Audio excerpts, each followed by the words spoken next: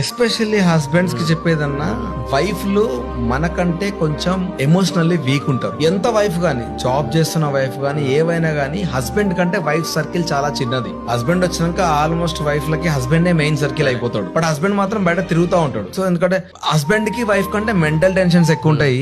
So wife కి ఏంది అని అంటే హస్బెండ్ పైన ప్రేమ ఇంకా చిన్న క్లోజ్ అయిపోతుంది. నీకు సర్కిల్ క్లోజ్ అయినప్పుడు ప్రాబ్లమ్స్ తక్కువ ఉంటాయి, సర్కిల్ పెద్దగా ఉన్నప్పుడు ప్రాబ్లమ్స్ ఎక్కువ ఉంటాయి.